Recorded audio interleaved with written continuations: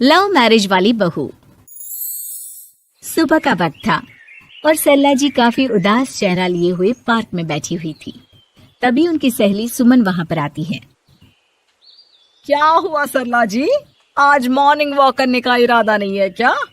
इस तरह चुपचाप क्यों बैठी हैं? आई तो थी ये सोचकर कि पार्क में जाकर थोड़ी देर पहले टहल लूंगी, लेकिन क्या करूं, मन ही नहीं कर रहा। अरे सब ठीक है, तो इतनी परेशान क्यों नजर आ रही है? नहीं नहीं, ऐसी तो कोई बात नहीं है, सब ठीक है। अरे भाई, अब तो आपको खुश नजर आना चाहिए। अभी कुछ महीने पहले तो बेटी की शादी हुई है, घर में नई बहू आई है, आपके चेहरे पर तो रौनक नजर आनी चाहिए। अरे छोड़ो भी, आजकल की बहुओं के बारे में क्या बताऊं आपको। क्यों, क्या हुआ बहन जी, कोई परेशानी है क्या? कुछ किया क्या बहू रानी ने? अरे भाई, अभी तो शादी को 6 महीने हुए हैं। अब आपसे क्या छुपाना, आप तो जानती है मेरे बेटे ने लव मैरिज की है और मुझे ना इन लव मैरिज वाली बहुओं पर बिल्कुल भरोसा नहीं। ना जाने कब मेरे बेटे के कान भर दे। अरे लेकिन सरला जी, आपके बहू बेटा तो आपके साथ ही रहते हैं, फिर आपको इस बात का डर क्यों है? पता नहीं क्यों बहन जी, अभी तो मुझे अपनी बेटी दीपाली की भी शादी करनी है। बस इसी बात को सोचकर परेशान रहती हूँ। ये लव मैरिज वाली बहू पता नहीं कितने दिन परिवार में एडजस्ट कर पाएगी। कल को अगर बेटे को लेकर दूसरी जगह चले गई तो क्या होगा? अरे हाँ, याद आया, दीपाली तो दिल्ली में नौकरी करती है ना? हाँ हाँ, बहुत अच्छी नौकरी लगी है उसकी। और आप किसी से कहना मत, अपने ऑफिस में साथ में काम करने वाला कोई लड़का उसे बहुत पसंद है, बता रही थी मुझे। लेकिन अभी तो आप कह रही थी कि आपको लव मैरिज और इन सब में भरोसा नहीं है। अरे तो क्या हुआ, जहाँ बेटी खुश रहे वहीं मैं खुश हूँ। और वैसे भी बेटी को तो दूसरे घर जाना है, वो लोग जाने और उनकी बहू जाने, मुझे तो बस अपनी बेटी का ब्याह करना है। अच्छा, ठीक है, जैसी आपकी मर्जी। लेकिन मुझे लगता है कि आप अपनी बहू के लिए कुछ ज्यादा ही सोच रही हैं। क्या पता वो वैसी ना हो जैसी आप समझ रही हो। सरला जी अपनी जगह से उठते हुए कहती है, अब ये तो भगवान जाने, बस मेरी बेटी दीपाली की शादी उसकी पसंद से हो जाए तो मैं गंगा नहा लूं। चलिए, बहुत देर हो गई है, मैं भी अब घर जाती हूँ। अच्छा, ठीक है, मैं भी चलती हूँ। अगले दिन जब सरला जी अपने घर पर बैठकर चाय की चुस्कियां ले रही थी, तभी उनकी बहू वहाँ पर आती है। मम्मी जी, मैंने एक जगह नौकरी के लिए अप्लाई किया था और वहाँ से सब कुछ पॉजिटिव आया है। मैं भी नौकरी करना चाहती हूँ ताकि घर के खर्चों में थोड़ा हाथ बटा सकूं। अरे बहू, तुम्हें नौकरी करने की क्या जरूरत है? मेरा बेटा अच्छा खासा कमाता है, क्या तुम्हें किसी बात की कोई कमी है? तभी सरला जी का बेटा वहाँ पर आता है। नहीं माँ, उसे किसी बात की कमी नहीं है, लेकिन वो इतनी पढ़ी लिखी है और अगर नौकरी करना चाहती है तो हमें उसे नौकरी करने देना चाहिए। कुछ पैसे घर में आएंगे, हम सबकी मदद हो जाएगी। तुम तो ऐसे कह रहे हो बेटा जैसे ये घर तुम्हारी पत्नी की कमाई पर ही चलता है।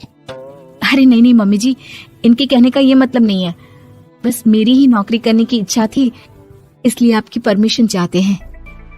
अब भाई, मेरा बेटा तुम्हें लव मैरिज करके घर में लाया है, मैं तुम्हें कुछ कैसे कह सकती हूँ? जो मर्जी आए करो। सरला जी का बेटा और बहू वहाँ से चले जाते हैं।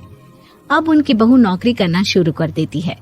कुछ ही दिन बाद सरला जी की बेटी दिल्ली से अपने घर आती है और अपनी माँ से कहती है, माँ, मैंने आपको बताया था ना, मुझे अपने ऑफिस में साथ काम करने वाले एक लड़के से बहुत प्यार है, मैं उससे शादी करना चाहती हूँ माँ। हाँ, तो मैंने कब मना किया? अगर तुम उसे पसंद करती हो तो उसके घर वालों को कहो, हम आपस में बात करके तुम्हारी शादी तय कर देते हैं। अरे लेकिन माँ, एक बहुत बड़ी परेशानी है। क्या परेशानी है बेटा? माँ, वो लड़का बहुत अच्छा है, लेकिन कुछ ज्यादा ही पैसे वाले घर से उसके माँ बाप। उन्हें मेरे और उसके रिश्ते से वैसे तो कोई परेशानी नहीं है, लेकिन वे चाहते हैं कि शादी 5 स्टार होटल में हो। अरे ऐसे कैसे, हम तो मिडिल क्लास लोग हैं, हमारे लिए 5 स्टार होटल में शादी करना कोई आसान काम थोड़ी ना है। लेकिन माँ, मैं क्या करूँ? मैंने उनसे बात करने की बहुत कोशिश की, बस एक इसी जगह बात अटक गई है। साफ साफ कह दो बेटा, शादी करनी है तो ठीक है, लेकिन ये 5 स्टार में शादी करने वाली शर्त मैं नहीं मान सकती। अरे कैसी बात कर रही हैं आप मम्मी जी? अगर दीपाली को कोई लड़का पसंद है तो हम उनकी शादी के लिए पूरी कोशिश करेंगे, और अगर बात पैसों की है तो कोई परेशानी नहीं है। हाँ हाँ, तुम्हें तो बस बहुत आसान लगता है सब। जिस तरह तुमने मेरे बेटे से इतनी आसानी से शादी कर ली, सारे काम उतने आसानी से नहीं होते। समझ में आया? हर काम करने में पैसे लगते हैं। लेकिन माँ, मैं उस लड़की को बहुत पसंद करती हूँ। सही बात है बेटा, लेकिन तुम उस लड़के से साफ साफ कह दो, अगर उसे तुमसे शादी करनी है तो अपने घर वालों को मनाए। अगर नहीं मना सकता तो तुम दोनों अपनी गृहस्थी अलग से कहीं सेट कर लो। कोई जरूरत नहीं है अपने माँ बाप के साथ रहने की। मम्मी जी, ये आप क्या कह रही हैं? मैं भी तो आपकी बेटी के साथ लव मैरिज करके आई हूँ। अगर मैंने भी ऐसा ही किया होता तो? लो, अब तो मुझे उल्टा जवाब देने लगी। देखो बहू, मैं तुम्हारी सास हूँ, मुझसे ठीक से बात करो। लेकिन माँ, भाभी ठीक तो कह रही हैं। हाँ, अगर बात शादी के खर्च की है तो मैं उस लड़के से कुछ कह सकती हूँ, लेकिन उसे अपने घर वालों से अलग होने के लिए कहना, ये सही होगा क्या? आप तो समझिए माँ। और वैसे भी मम्मी जी, मैंने कुछ महीने पहले जॉब करना शुरू कर दिया था और अपनी पूरी सैलरी बचा कर रखी है। आप चिंता मत कीजिए, मैं दीपाली की शादी में कोई कमी नहीं होने दूंगी। तुम अपनी सारी तनख्वाह मुझे मेरी बेटी की शादी का खर्च करने के लिए दे दोगी?